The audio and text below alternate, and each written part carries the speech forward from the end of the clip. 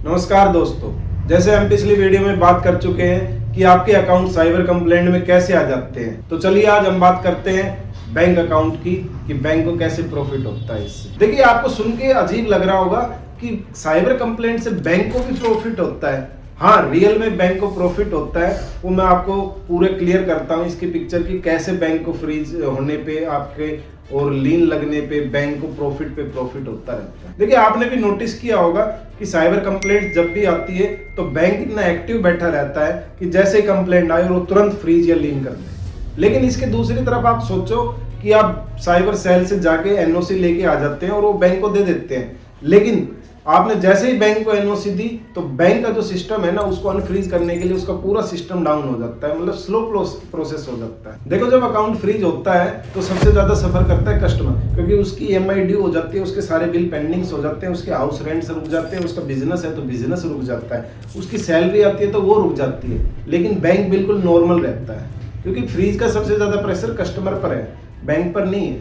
अब यहाँ पे बैंक एक हिडन रियलिटी समझो। इंडिया में रोज हजारों अकाउंट्स फ्रीज होते हैं और किसी अकाउंट के अंदर 20,000 के अमाउंट का लीन आता है, किसी के अंदर 2 लाख की आती है और किसी के अंदर करोड़ों का लीन आता है। अब आप सोचो, डेली जो ये लीन या अकाउंट फ्रीज हो रहे हैं उसके अंदर जो इतना पैसा जो यूज नहीं हो पा रहा वो कहाँ पर जा रहा है, तो सिस्टम के अंदर ही रहता है। इसको बैंकिंग लैंग्वेज के अंदर डायरेक्ट प्रॉफिट नहीं बोल के हम इसको लिक्विडिटी मान लेते हैं। लेकिन पैसा टेक्निकली आपका है, टेक्निकली पार्क वो सिस्टम के अंदर है। डायरेक्टली बैंक आपके पैसे को अपनी पॉकेट के अंदर नहीं डाल सकता, लेकिन जितना ज्यादा पैसा बैंक के अंदर लॉक होगा उतना ही बैंक कंफर्ट होगा। इसलिए कई लोगों का बोलना है कि फ्रीज करने के अंदर स्पीड दिखाता है बैंक और अनफ्रीज करने के अंदर लेजीनेस। अब आप बोलेंगे कि इसका क्या प्रूफ है, लेकिन मैं आपके सामने दिखा देता हूँ। ये रेडिट की वेबसाइट के अंदर हमने एनालाइज किया और यहाँ पे कई लोगों ने अपने जो है कमेंट्स डाले हुए हैं, वो इस चीज से सफर हुए और उन्होंने बताया है, तो हम उनके आर्टिकल्स को आपके सामने दिखा रहे हैं कि वो कैसे सफर हुए थे, उनके साथ क्या हुआ था। और ये आप है ना सिस्टम पे एक बार आपने पोज करके स्क्रीन को देख सकते हैं।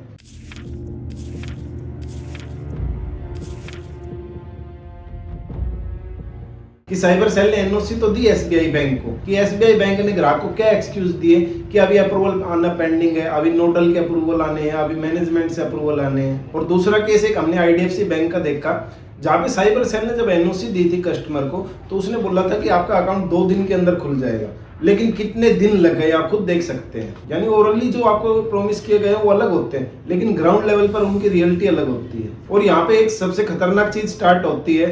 कस्टमर सोचता है जो ब्रांच बोल रही है वही सब कुछ सही है, इसलिए वो कस्टमर रोज ब्रांच जाता है, वहां पे रिक्वेस्ट करता है और वेट करता रहता है। लेकिन सिस्टम एक चीज से डरता है, हाँ, वो है रिटर्न प्रूफ। और ये प्रूफ भी ऐसे नहीं है, ये आपको करने पड़ेंगे। सबसे पहले आपको बैंक को ऑफिशियली ईमेल भेजना पड़ेगा और मेल आपको गूगल के अंदर मिल जाती है। और आपको अगर ब्रांच की ईमेल नहीं मिलती है तो आप जो बैंक का कस्टमर केयर होता है आप उस पर भी मेल करके छोड़ सकते हो। और मेल के अंदर आप सिंपली ये क्वेश्चन पूछो कि एनओसी रिसीव हुआ है नहीं, फ्रीज किस बेसिस पे कंटिन्यू है, रिटर्न रीजन क्या है, एक्सपेक्टेड टाइमलाइन क्या है। और आप ये सोचते हो कि मैंने फोन पे बात कर ली थी, और मैं आपको बता दूं जो ये फोन पे बात होती है ना, इसको डिनाई कर दिया जाता है एविडेंस के अंदर, क्योंकि उसमें पता ही नहीं होता आपने क्या बोला था, उसने क्या बोला था, और उसको वो एक बहुत ज्यादा लंबा प्रोसेस हो जाता है। और ऐसा आपका केस नहीं होता कि आपकी रिकॉर्डिंग्स निकलवाई जाए। और जो आप ब्रांच के अंदर फिजिकली जाके विजिट करते हो या मैनेजर से या आप किसी भी एम्प्लॉय या स्टाफ से जो भी बात करते हो, अपनी कंप्लेंट देते हो, उसका कोई रिकॉर्ड नहीं होता। आपने क्या बोला, उसने क्या आपको जवाब दिया था, इसका कोई रिकॉर्ड नहीं है, कोई भी रिटर्न के अंदर प्रूफ नहीं है। लेकिन मेल एक ऐसी चीज है कि वो परमानेंट आपका एविडेंस बन जाती है। अगर आप मेल करोगे तो एक आपका परमानेंट ऐसा एविडेंस हो जाता है कि उसको आप कभी भी पेश कर सकते हो। और इससे भी मजेदार बात क्या होती है, जैसे ही आपने मेल किया ना तो बैंक और उनके सिस्टम की जो है ना टोन चेंज हो जाती है। और कई बार ऐसा होता है कि मेल्स के जवाब देना भी डिले कर देता है और कई बार वो एक्शन भी नहीं लेते। तो उसके बाद आप आरबीआई के पोर्टल पे जा सकते हो और उस पोर्टल का नाम है आरबीआई ओम्बड्समैन।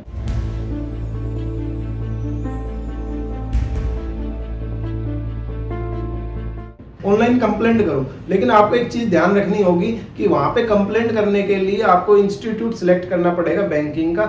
लेकिन आरबीआई जो आपसे पूछता है क्या आपने पहले से बैंक के अंदर लिखित के अंदर कंप्लेंट दी है और बैंक ने क्या जवाब दिया। अगर वो सेटिस्फाई जवाब नहीं है तो आप उसके अंदर कंप्लेंट कर सकते हो, और वो कंप्लेंट भी 1 महीने पहले दी हुई होनी चाहिए।